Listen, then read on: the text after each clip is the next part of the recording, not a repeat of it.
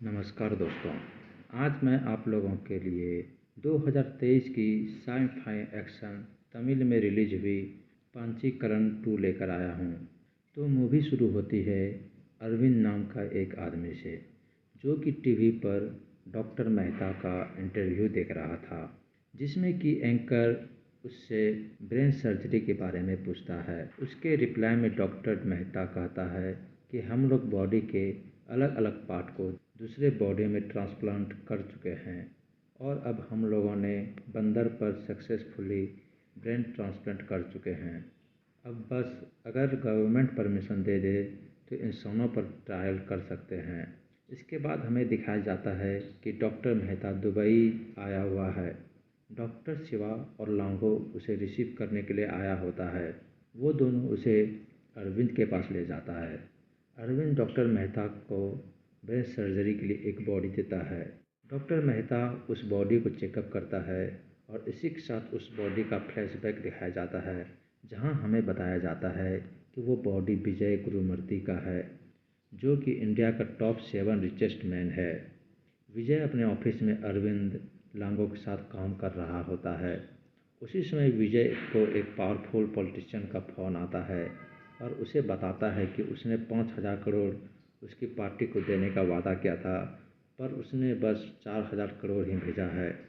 पर विजय कहता है उसने तो 5,000 करोड़ भिजवाया था, पर पॉलिटिशियन नहीं मानता और उसे चेक करने के लिए कहता है।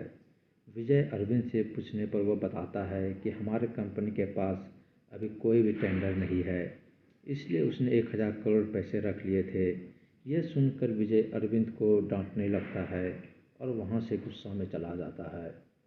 शाम में अरविंद डॉक्टर शिवा और लांगो डॉक्टर मेहता का इंटरव्यू देख रहा था। इससे अरविंद को आइडिया आता है कि क्यों ना हम लोग विजय का ब्रेन सर्जरी करवाते हैं, पर डॉक्टर शिवा कहता है इसके लिए डॉक्टर मेहता नहीं मानेगा। पर अरविंद कहता है उसने डॉक्टर मेहता को 140 करोड़ दिया और उसने मान लिया है। फिर लांगो कहता है कि यहाँ हम लोग विजय का ब्रेन सर्जरी नहीं कर सकते। इस पर डॉक्टर शिवा कहता है कि हम लोग यहाँ नहीं दुबई में करेंगे।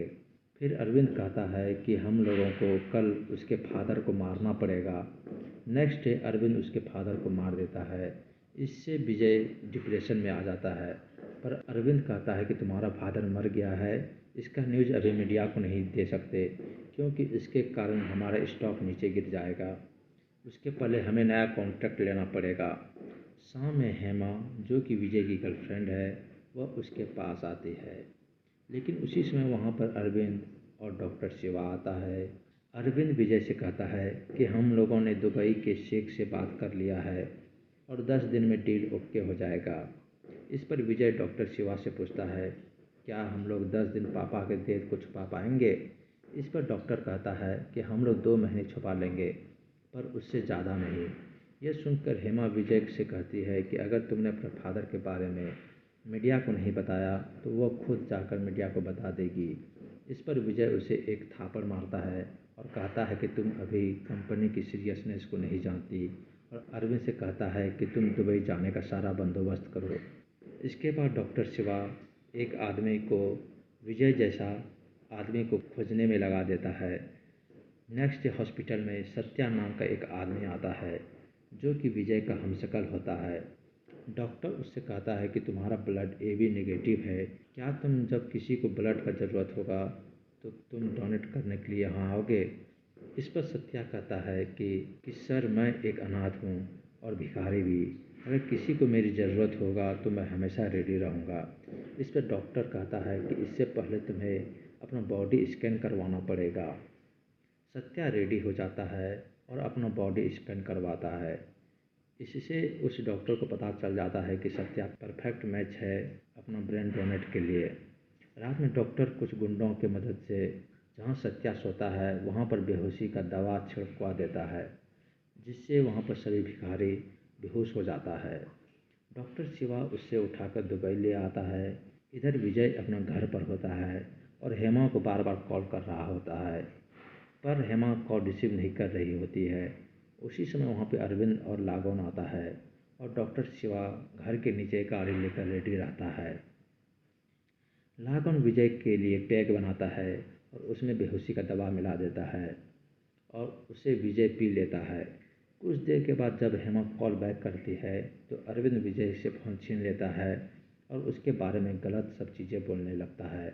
ये देखकर वो लागन से कहता है कि ये नशे में है, इससे यहाँ से लेते जाओ। पर अरविंद विजय से कहता है कि तुम्हारे फादर के कारण मेरे फादर को खुदकुशी करना पड़ा, अब से तुम्हारा सारा प्रॉपर्टी उसका हो जाएगा। और विजय बेहोश हो जाता है। अरविंद और लांगो मिलकर विजय को दुबई ले आता है और डॉक्टर मेहता सत्या का ब्रेन को विजय के बॉडी में लगा देता है। इसी के साथ सत्या का फ्लैशबैक दिखाया जाता है, जहाँ पर सत्या का मम्मी पापा बचपन में ही रोड एक्सीडेंट के कारण मर गया था, जिसके कारण वो और उसकी बहन अनाथ हो गया। अपनी बहन का ख्याल रखने के लिए उसने भीख मांगना शुरू कर दिया। रात में उन दोनों ने एक बूढ़ा भिखारी मिलता है और वो उससे कहता है कि उसे एक अनाथ आश्रम मालूम है जहाँ पर बच्चे को पढ़ाया जाता है। यह सुनकर सत्या भी वहाँ जाने के लिए रेडी हो जाता है। सुबह वो बूढ़ा उन दोनों को एक आदमी के पास ले जाकर उन दोनों को भेज देता है और वो आदमी सत्या को गांजे के केस में जेल भिजवा देता है और बहन को पता नहीं कहाँ भेज देता है। जेल में अपनी बहन की याद में एक ड्राइंग बनाता है। सत्या जब जेल से निकलता है तो वह उस बूढ़े भिखारी को मार देता है और 10 साल के लिए जेल चला जाता है। जब सत्या जेल से निकलता है तो वह ड्राइंग को लेकर अपनी बहन को ढूंढता है, पर उसे कहीं नहीं मिलता। इधर प्रेजेंट डे में सत्या को होश आ जाता है।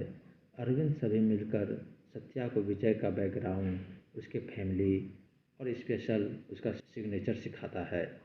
इसके बाद डॉक्टर शिवा मीडिया को बता देता है कि विजय का फादर मर चुका है। वहाँ पर अरविंद सत्या से हेमा को इग्नोर करने के लिए कहता है।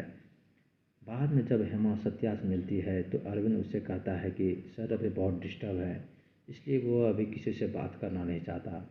यह देखकर हेमा उससे नाराज़ होकर वहाँ से चली जाती है। तब तक वो नेता भी जिसे विजय ने पैसा दिया था वो तमिलनाडु का सीएम बन जाता है।